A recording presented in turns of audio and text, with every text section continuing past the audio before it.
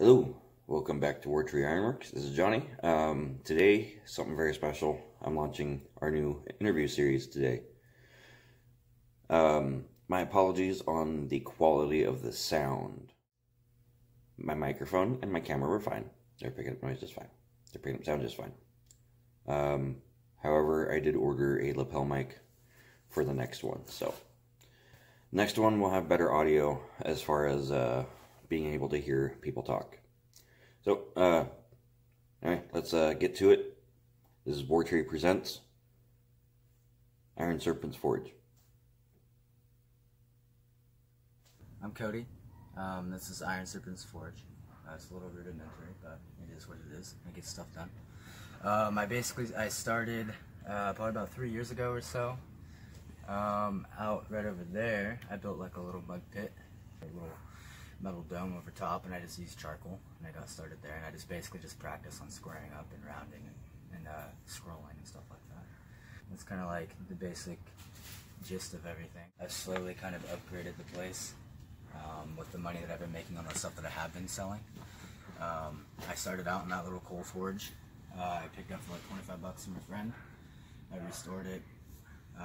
Didn't find a new blower or handle for it, so I just put that 1 horsepower motor on there and just did it that way with coal. Then I ended up picking up that forge right there from Hell's Forge, and that's just what I've been using for convenience since then. But yeah, that's kind of the gist of it. So what I'm making right now is a feather hook. A lot of this is, a lot of it's fab, at least preparing it, and then I'll go ahead and texture it and forge the rest of it out. Generally I start with 1/8 inch by 1 inch angle iron right here. I flatten it out first, and I go in with an angle grinder, cut it to shape, take it to the belt sander, clean up the edges and stuff, and then that's when I get to most of the forging on it. So we'll go ahead and get started on that.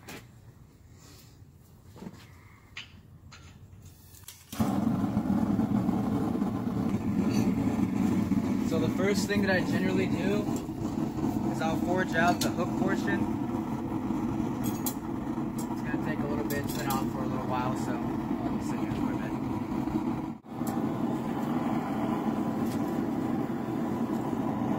bit. Usually it takes about like 3 heats to get this how I want it.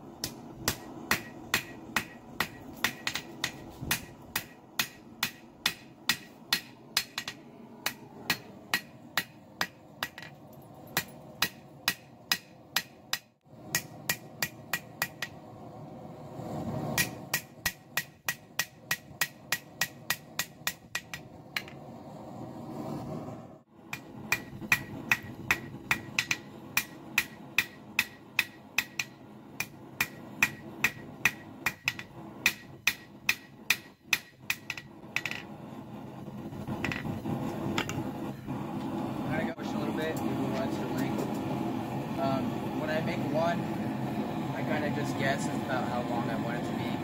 Yeah.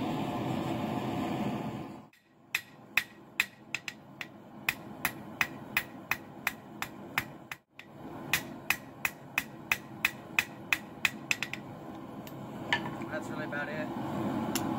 I'll end up taking that to the belt sander and cleaning up that edge that's formed from forging it out. But now I'm going to flay out the end there, flare out.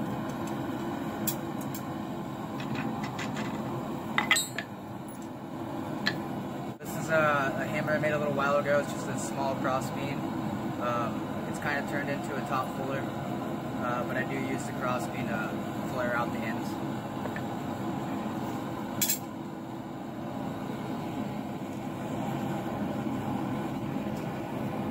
to turn it upside down so that the marks don't show on the other end, on the side that the people will be seeing.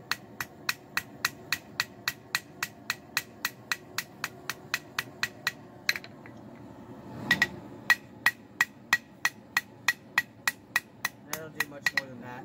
Try to make it quick. Now it's time to go to the texturing. I end up using this old chisel that I made a while back. I'll just sit there and work it across as I go. For this portion, I use a copper hammer or a brass hammer.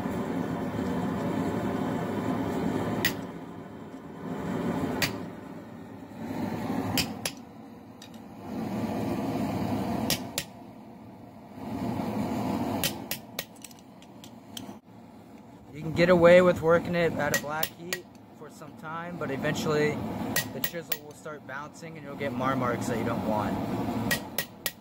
So it's just a matter of figuring out when to stop.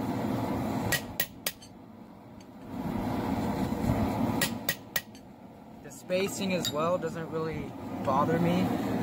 Generally I try to keep them as uniform as possible, but this is done by hand, so that will vary.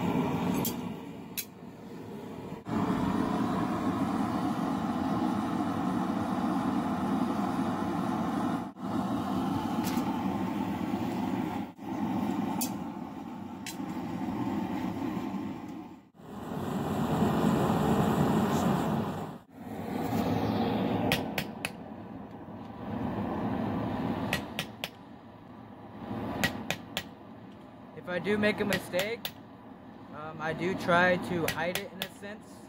When I go and try to, you'll see a process that I do in a little bit. I'll use those mistakes as a way to enhance that next step that I do.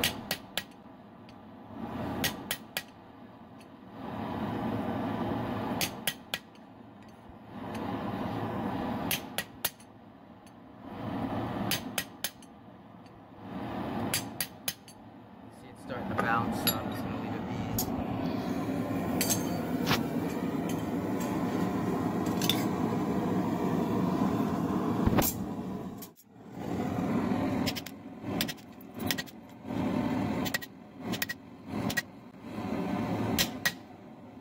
That's really about it on one side. Once I do that, I got this rubber mallet. It don't smell too good. Back out. See, generally it takes about 3 heats for me to get one side done. The one thing about the left side for me is it's hard for me to really gauge how close each mark is being made to each other, to the one before it. So you'll see the left side a little more spread out and the chisel marks a little more wider, which exactly how to prevent that, but it still ends up looking good, so I don't really bitch about it.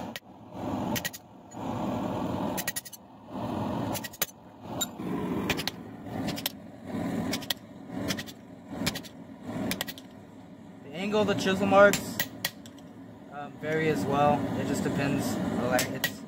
Obviously it's done by hand, so I can't really guarantee everything to be exactly the same. So it's important. So I try not to keep it in there too long. I don't like the scale. It saves work on my end.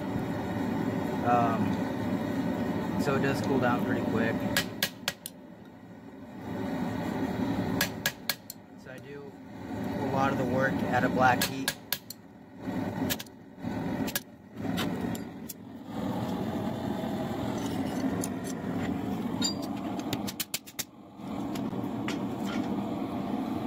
Next I'll throw it in real quick, and then I'm going to start defining some of those chisel marks so that when I go in with another chisel and spread them apart, it's easier. And I'll end up doing that work on this here.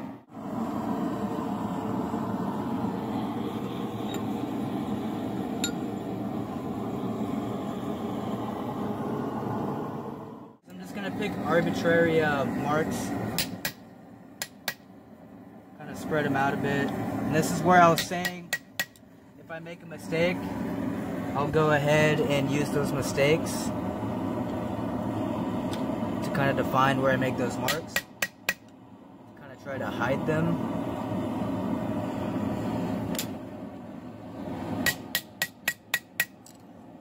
These are like just completely random. I try to keep like somewhat in a pattern, staggered.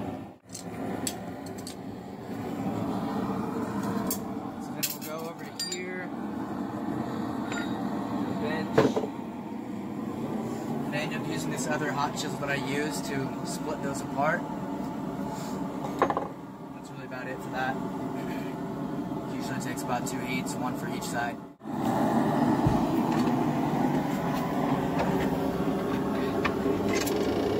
Those marks that I originally made, I'll go and set this chisel up to it.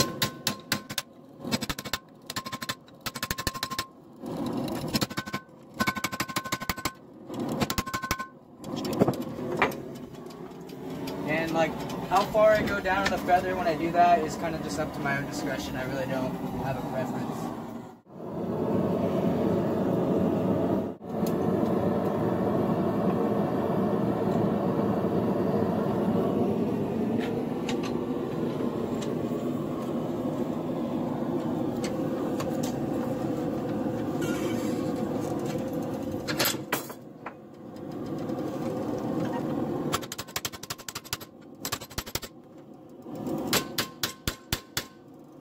As you can see, it kind of bends it as you do this. That's because I don't completely cut through it. That's just the way it wants to move. I like to leave it, it kind of gives it a little more flair.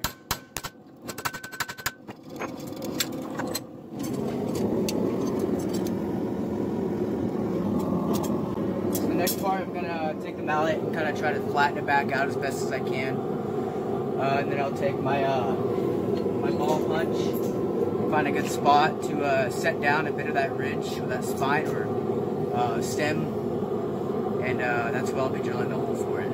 Kind of set a nice flat surface area so that I can actually get a drill bit on it.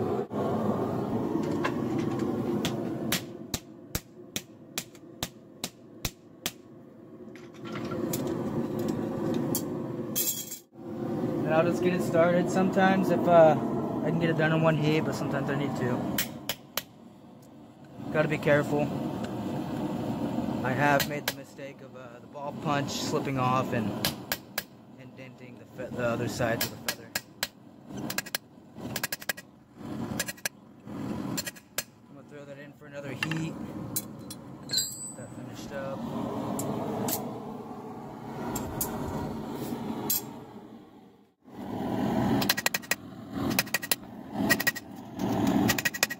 And I just do one.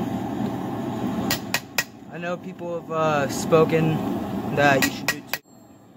I'll go ahead, flatten it back out.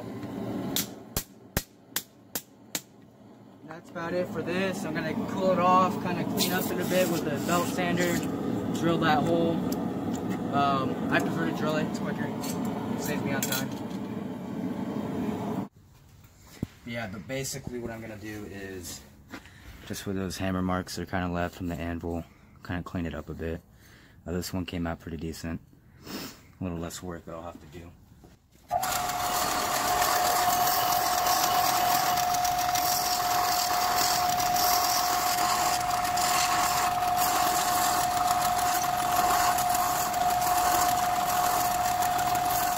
could have flared that out a little bit more, but in this case, I'm just going to leave it be. I'm going to go ahead and just file that kind of even.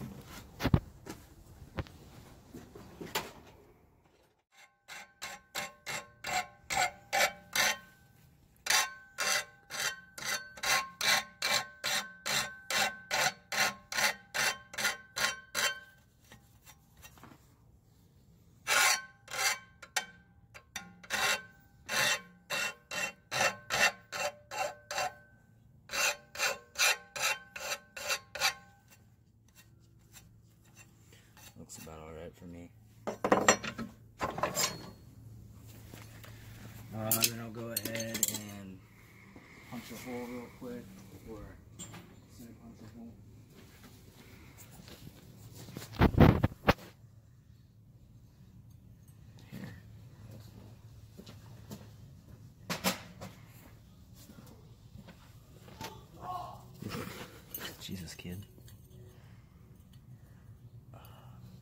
Now this isn't always perfect, but the screw head ends up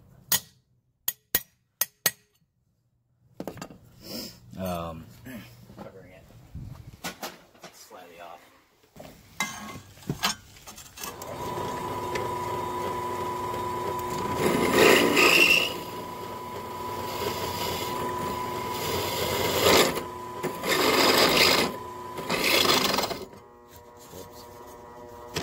For buying cheap equipment.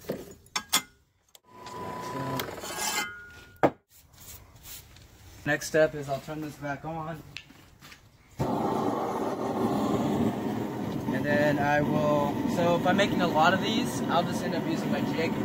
It saves me on time, but since this is just one, I'm going to go ahead and free scroll it. It's basically 90% done.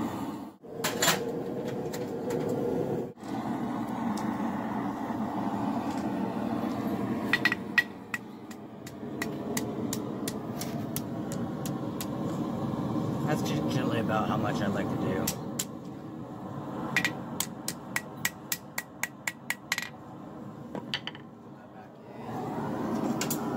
Get this rolling in.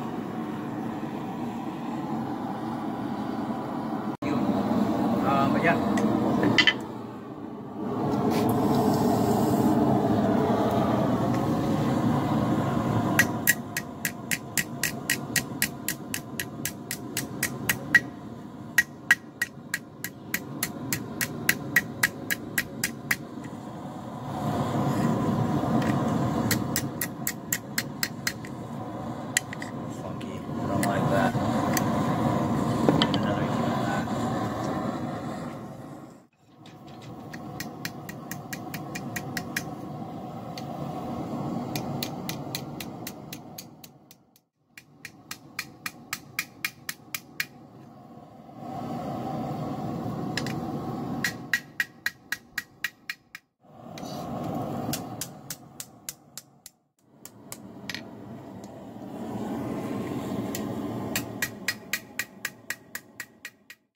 So it's not ideally how I like my scrolls to look. I like them to look a little bit more symmetrical, but I'm not too picky about that. It doesn't look too bad. It's pretty even. That's really about it. I'll go ahead and cool this off, straighten it out a bit.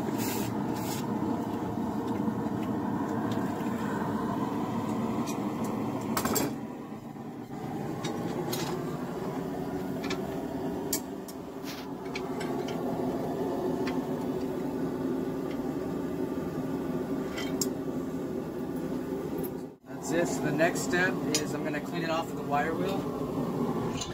Get it nice and shiny with that. So it will be a bit loud here.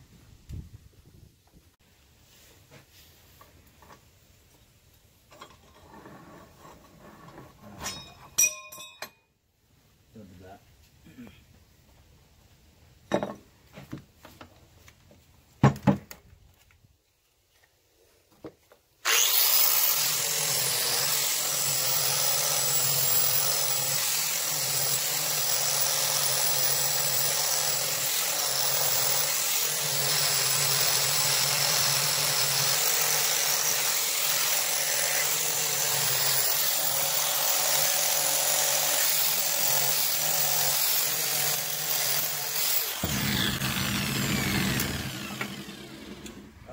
So now that that's cleaned, what I like to do is I get it to about a black heat or blue.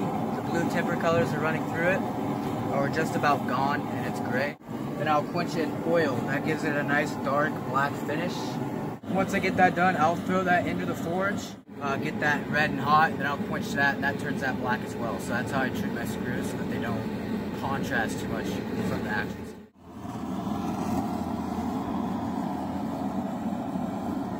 That's just about there, just out in the air. And then quench.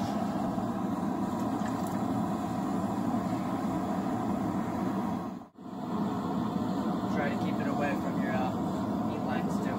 Don't be like me.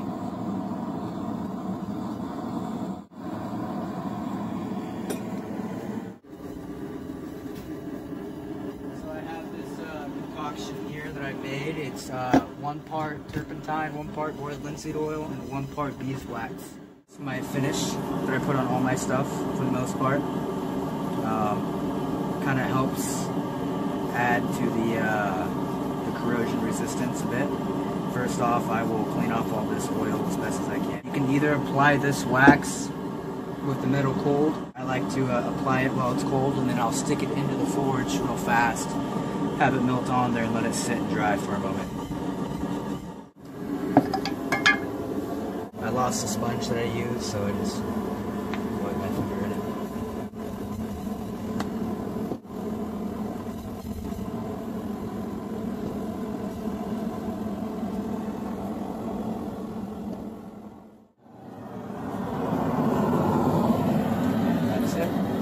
Let that dry and it's done.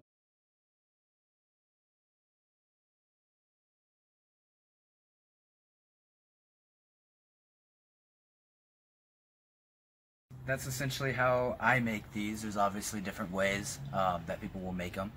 I found this to be the most simple and easiest, quickest way for me to do it. So yeah, that's really about it. On Etsy they go for 15 bucks. So if you're ever interested, you can check it out at Iron Serpents Forge.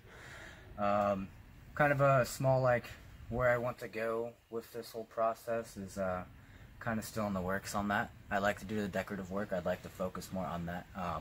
Obviously I work full-time, so I do as much as I can. But yeah, I guess my main focus would be to focus towards more decorative and ornamental work. That's just what I like. Other than that, I want to thank you guys for watching, and enjoy the rest of your day. Alright, so I hope you enjoyed that. I hope you were able to hear pretty well. I did my best to mix the volume so you can hear Cody speak. So, if you are a blacksmith and you have your shop and you would like to set up one of these and be featured in one of these interviews in this new series, go ahead and send us a message on our Instagram. The link will be down below if you'd like to support us. Click on our Etsy link and take a look at our store, follow it, like some stuff, get something for yourself or a family member. We're adding new stuff as often as possible. And also give Cody a like, share, and a follow on Instagram. His link will be down below. And link to his Etsy if you'd like to support Iron Serpents Forge is also down below. Alright, thank you. You have a good day. Wear your safety glasses.